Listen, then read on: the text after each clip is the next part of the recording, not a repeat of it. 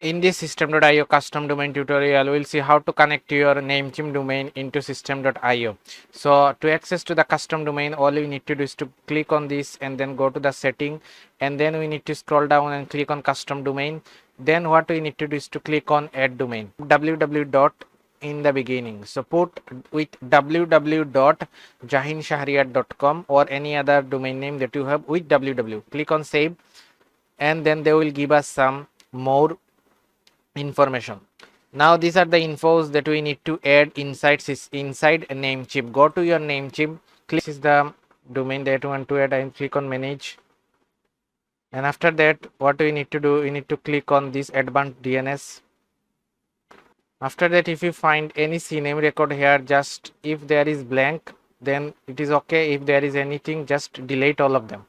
We need to start from fresh. Click on add new record, then click on CNAME record.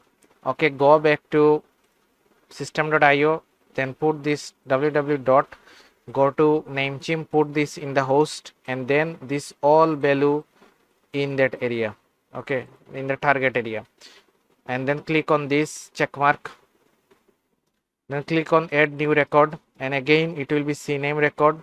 Go back here and then just copy all of them before dot like this, and then paste it in the host, and then copy all the here from here, and then place this in the target, and then click on this check mark.